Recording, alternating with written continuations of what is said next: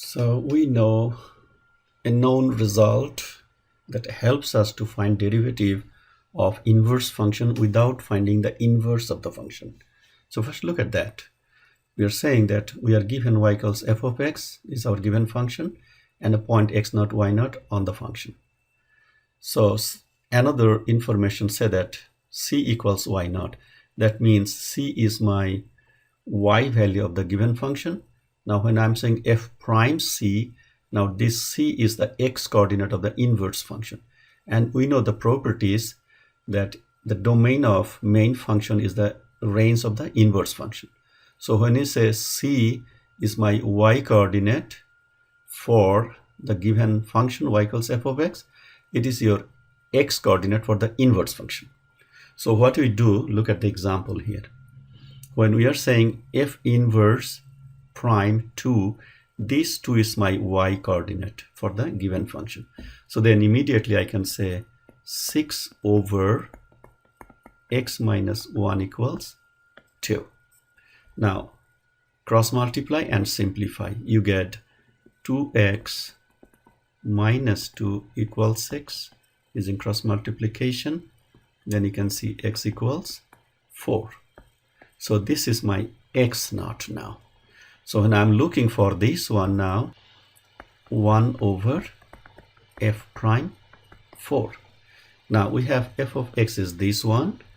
So I can use chain rule or quotient rule, but I'm comfortable with the chain rule because it's a single term in the denominator.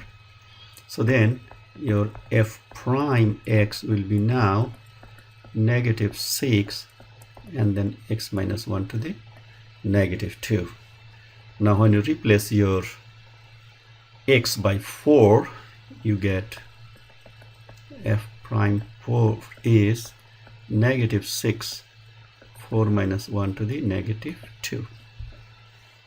So further simplification will give you negative 6 over 9, which is 2/3. So then you can put it back here like 1 over negative 2/3, which is same as 3 over 2. And we are done. Did you see here that we did not find the inverse of the function, yet we are able to find the derivative of the inverse function at a given point x equals 2 for the inverse function. But these two will be my y coordinate for the given function. And that's why we are looking for x coordinate. And this is basically the process. Let me give you another example. Second example, we are given a function fx equals 3x plus 6x to the 7. We need to find the derivative of inverse function at c equals negative 9. So negative 9 is my y coordinate for the main function. So when I'm looking for x naught, I need to write just like 3x plus 6x to the 7 equals negative 9 and solve for x. So this solution, if it is hard for you to do by hand, you can use your graphing calculator and I show you how to do it. So I'm typing my function. It is better writing like this and find the intersection. So the first line curve I have 3x plus 6x to the 7, and then second one I'm writing negative 9. Now just make nice window and graph it. So your graph look like this. Now this is the intersection here. So this intersection we need to find. Second, trace 5 is your intersection. Come closer to the point.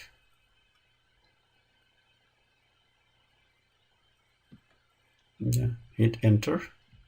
It will move to the second line one more time, and then you see your intersection is giving you x equals negative 1. So immediately now you are writing that we have our x naught is negative 1. So now when I'm looking for these, so that means f inverse prime negative 9 is 1 over f prime negative 1. Now we need to see what is f prime. So f prime gives you 3 plus 42x to the 6. Now you need to evaluate that one at negative 1.